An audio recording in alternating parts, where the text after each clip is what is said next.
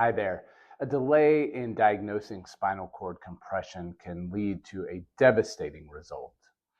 Spinal cord compression occurs when there is some sort of factor that is causing a lot of pressure on the spinal cord nerves themselves.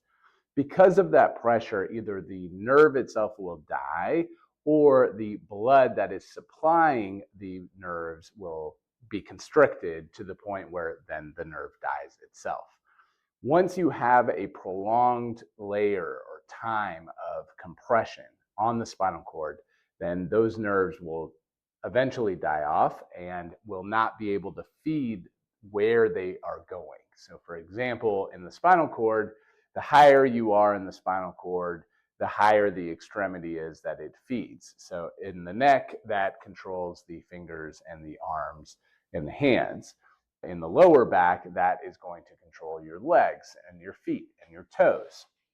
So, where the compression happens is extremely important. But no matter where, it needs to be addressed immediately. Compressions can occur due to a hematoma, which is an accumulation of blood. It could be an inflammatory response that is bringing about a lot of cytokines or other inflammatory response agents that the blood has into that particular area, and it's really compressing in there and causing a lot of pressure and thus compression as well. What a doctor or a nurse needs to realize is that there are signs to spinal cord compression that must be seen and listened to. Obviously, the biggest one is paralysis. If you can't move your feet, can't move your arms or your legs, then that is a big indicator that some sort of spinal cord compression is happening.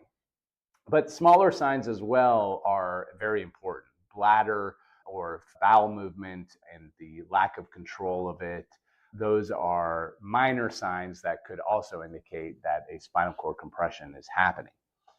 Delaying the treatment of a spinal cord compression is the biggest issue and really shows us how long a injury can occur for. So, for example, the quicker the compression can be relieved, the less likely full paralysis might occur. So, getting an MRI quickly is very, very important. And then actually treating the compression itself is extremely important to relieve not only the symptoms, but any permanent damage that might occur later on. If you or a loved one had suffered from spinal cord compression and you now have permanent injuries because the doctors or nurses delayed their treatment and didn't get to you quick enough, then you may very well have a medical malpractice claim to make. It's important that you speak to a medical malpractice lawyer so that you know your rights and you know what you can do about it. My name is Adam Funk, and I am a medical malpractice lawyer. I'd be happy to chat with you about your potential claim.